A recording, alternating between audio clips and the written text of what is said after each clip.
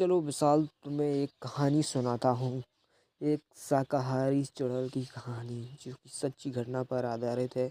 एक गांव था जिसका नाम बादलगढ़ था। उसकी हरियाली और शांत पहाड़ियाँ और वहाँ बहती नदी की मंद धारा किसी स्वर्ग से कम नहीं थी। लेकिन इसकी इस सुंदरता के बीच एक रहस्य छिपा था जो गांव वालों के दिलों में डर पैदा करता था। यह रहस्य था पास के घने जंगल में रहने वाली एक चुड़ैल का। यह चुड़ैल किसी को नुकसान नहीं पहुंचाती थी, लेकिन गांव के लोग उसे अपने खेतों में खड़ी फसलों और बागों से डरते थे। कारण था, चुड़ैल शाकाहारी थी और केवल फल, सब्जियां और अनाज चुराकर खाती थी। इस चुड़ैल का नाम तारणी था और उसकी कहानी उतनी ही रहस्यमयी थी जितनी वह खुद थी। चुड़ैल बनने से पहले का इनका जो जीवन था, मतलब बहुत साल पहले, तारणी इस गांव की एक आम लड़की थी। उसकी मुस्कान गांव के हर व्यक्ति के दिल को जीत लेती थी। वह अपने पिता की एकमात्र संतान थी और गांव के बाग बगीचों की देखभाल किया करती थी। उसकी खासियत यह थी कि वह पशु पक्षियों से गहरा प्रेम करती थी। वह घायल पक्षियों का इलाज करती, गिलहरियों को अपने हाथ से खिलाती और गाय भैंसों को सहलाती। तारणी का सपना था कि वह एक बड़े बागवानी बनाए जहां लोग पेड़ पौधों की देखभाल करना सीख सकें। लेकिन उसके सपनों पर तब पहाड़ टूट पड़ा जब गांव के कुछ लोगों ने एक बड़े व्यापारी के कहने पर उसके बगीचे की जमीन छीन ली। वह बेबस होकर देखती रही और अंत में उसकी सारी मेहनत नष्ट हो गई। इस घटना के बाद तारणी ने गांव छोड़ दिया।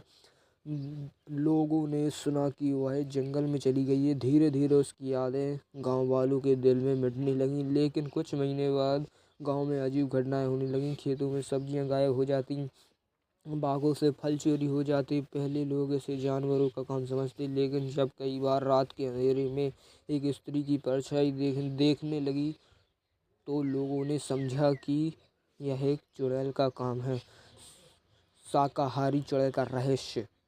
तारणी ने जंगल में अपने लिए एक छोटी सी कुटिया बनाई थी। वह अपनी देखभाल खुद करती और जंगली पेड़ पौधों के बीच रहती। लेकिन यह रात उसने महसूस किया कि उसकी जिंदगी में कुछ अजीब बदलाव आ रहे हैं। कहते हैं, जब वह अपनी बागवानी के नष्ट होने के गम में तड़प रही थी तो उसने जंगल में एक रहस्यमय बूढ़ी औरत की मदद की थी।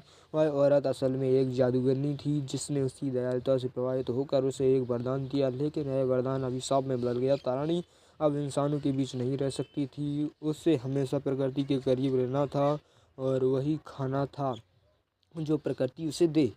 धीरे धीरे उसकी आत्मा एक चुड़ैल में बदलने लगी, लेकिन उसकी खासी इंसानियत ने उसे मांसाहारी बनने नहीं दिया। वह केवल पौधों और फसलों के से अपना पेट भरती थी। अब गांव वाले के डर के बारे में बात करते हैं। गांव वालों को तारणी की सच्चाई नहीं पता थी। वे बस यह जानते थे कि कोई अजीब सी शक्ति उनके खेतों में फसल चरा रही है। कुछ बहादुर युवकों ने उसे पकड़ने की कोशिश की, लेकिन हर बार वे असफल रहे। तारणी को पता चला कि गांव वाले उसे पसंद नहीं करेंगे, इसलिए वह हमेशा छिप कर अपना काम करती।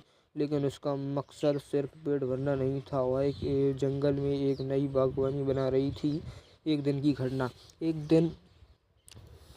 दिन गांव के लोग एक छोटे लड़के गोपाल ने तारणी को फल तोड़ते हुए देख लिया। वह डरकर भागने लगा, लेकिन तारणी ने उसे रोक लिया। उसने अपनी गहरी आंखों और सौम्य मुस्कान से उसे समझाया कि उसे नुकसान नहीं पहुंचाएगी।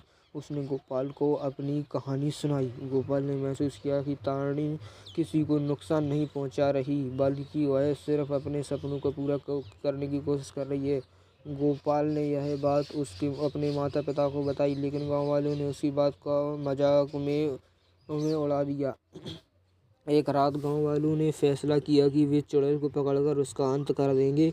उन्होंने मसालें जलाई और जंगल की ओर निकल पड़े। तारणी को यह सब पता चल गया और उसने खुद को बचाने की बजाय गांव वालों के सामने आने का फैसला किया।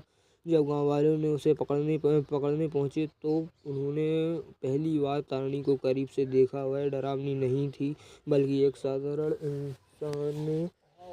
साधारण इंसान जैसी दिखती थी। उसने गांव वालों को अपनी कहानी बताई और बताया कि वह क्यों उनकी फसलें चुरा दी है। गाँव तारणी की कहानी सुनकर गाँव वालों का दिल पिघल गया। उन्हें एहसास हुआ कि उन्होंने पहले तारणी के साथ अन्याय किया था। उन्होंने उसकी मदद करने का वादा किया। गाँव वालों ने एक नई बागवानी बनाने में तारणी का साथ दिया। धीरे धीरे तारणी ने चुड़ैल की छवि से बाहर निकलकर फिर से इंसानी जिंदगी जीना शुरू किया। उसने गाँव वालों को सिखाया कि प्रकृति से प्रेम कैसे किया जाए। तारणी की कहानी एक सबक थी कि कभी कभी हमारे पूर्वाग्रह हमें सच्चाई देखने से रोकते हैं। वह शाकाहारी चुड़ैल जिसे लोग डरावना मानते थे, असल में प्रकृति का वाहक थी। बादलगढ़ अब सिर्फ एक गांव नहीं बल्कि हरियाली का प्रतीक बन गया था। अगर कहानी आपको अच्छी लगी हो तो कमेंट ज़रूर करें और हमारे चैनल को सब्सक्राइब करें और वीडियो को लाइक करें और ऐसी ही कहानी देखने के लिए हमारे चैनल को भी सब्सक्राइब कर लें। गुड बाय, मिलेंगे नेक्स्ट वीडियो में।